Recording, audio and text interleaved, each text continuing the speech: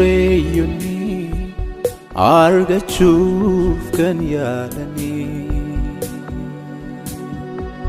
kan tumsuun kan weellisuun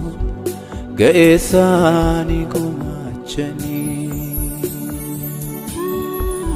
argannoon addunyaadhaa kan jiksee kan ol kaasaa hangafni nagaa yesuus sakanaaf of godhe aarsaa dachaan ol ka'ee gaarreessee dacheen hunduu yoo raafamte garaan namaa yoo jabaate abdiin isaas yoo gaaddofaate dhuguma nagaan yesuus maal eessatti dhalate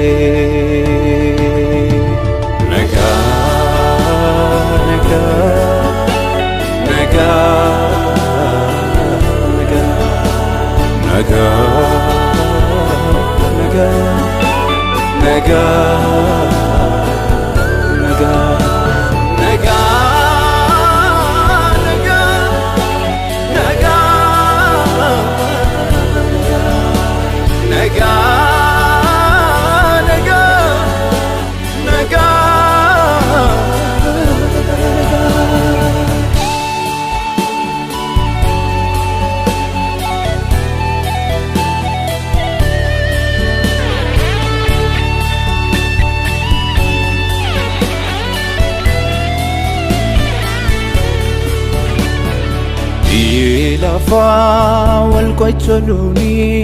fantatiin sobaa kan keessa guutee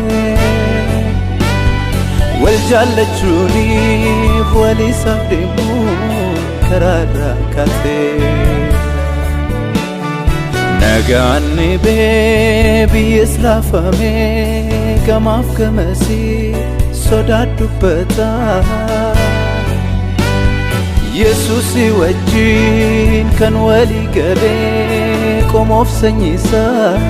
nagaa argataa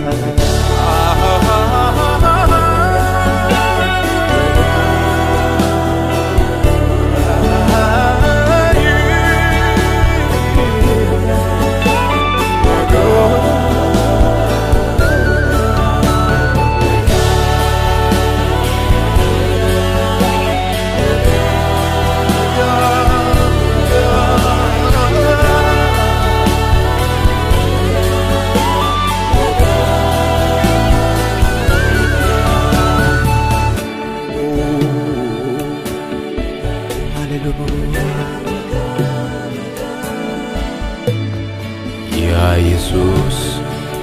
የአባ biyyi siin nagaa argata dhaloonnis siin nagaa argata biyya keenya irratti nagaa kee deebisi Ameen.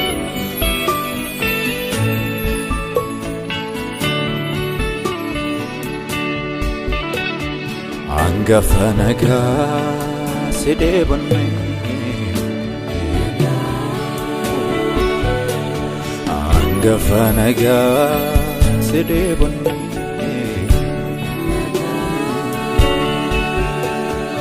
Hangafa nagaa si dheebonne